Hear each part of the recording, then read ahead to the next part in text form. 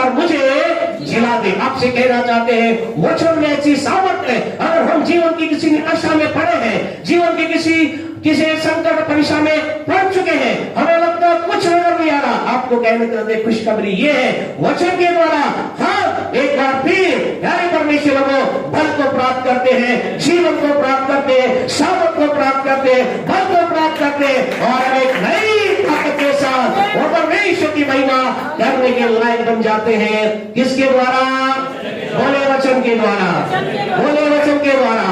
अपने पड़ोसी को बोलिए इसलिए वचन सुनिए, क्योंकि वचन आपके जीवन में बहुत कुछ कर सकता है, सब कुछ कर सकता है।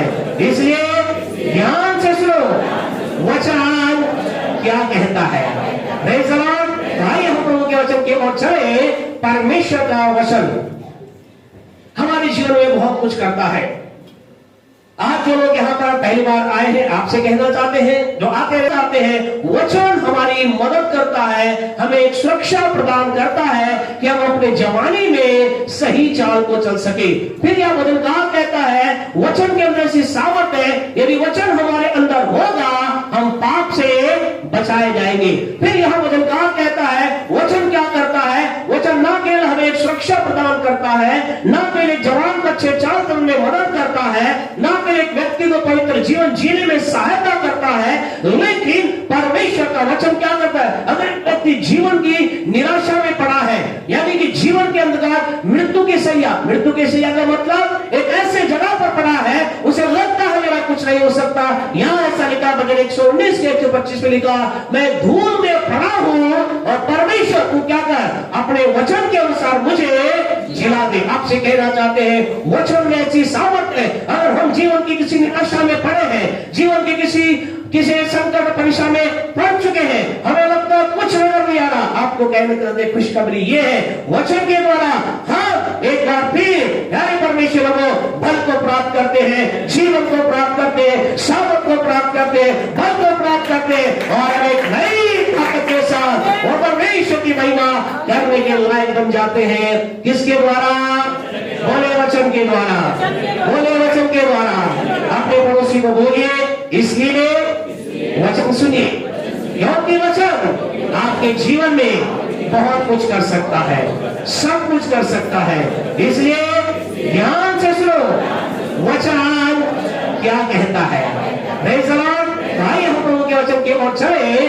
परमेश्वर का वचन हमारे जीवन में बहुत कुछ करता है। आज जो लोग यहाँ पर पहली बार आए हैं, आपसे कहना चाहते हैं, जो आते रहते आपसे कहना चाहते हैं, हम इन दिनों में इस बात पर विचार कर रहे हैं परमेश्वर के प्लान को जानना, knowing the plan of God, परमेश्वर के योजना को समझना। और आपसे कहना चाहते हैं हर एक व्यक्ति क्या चाहता है? वो जानना चाहता है मेरे जीवन में कल क्या होगा, परमेश्वर का प्लान मेरे जीवन के लिए क्या है, परमेश्वर मेरे जीवन के लिए क्या चाहता है। और आज आपसे कहना, अगर आज के वचन को आपने हृदय की गहराई में उतार लिया, हम कहें आपका entire life, coming entire life, आपका आने वाला पूरा जीवन बदल जाएगा। हालेलुया। आप एक नए उत्साह से भर जाएंगे, आपके जीवन में कुछ ऐसा आज हो जाएगा कि आप ये कहने पाएंगे ओह वेल डन, मेरा परमेश्वर मुझसे ये चाहता है, मैं आगे बढ़कर परमेश्वर की महिमा करूंगा। आपसे कहना चाहते संसार लोगों को अलग अलग दृष्टिकोण से देखता है, लोग आपको एक नजर से देखते हैं, संसार मुझको एक नजर से देखता है, लेकिन आज की सुबह आपसे कहना चाहते हैं परमेश्वर इस संसार को जब देखता है तो केवल दो समूह में से एक समूह के रूप में देखता है। परमेश्वर कैसे देखता है? परमेश्वर जब आपके मेरे ऊपर निगाह डालता है, परमेश्वर आपके ऊपर मुझे जब देखता है तो जानते क्या देखता है? वो ये देखता है, या तो वो देखता है कि संसार में क्या है, इजरायली है और या फिर गैर इजरायली या अन्य जाति है। थोड़ी देर में आप ध्यान से सुने, थोड़ी देर में आपको समझ में आएगा कि हम क्या कह रहे हैं। जब परमेश्वर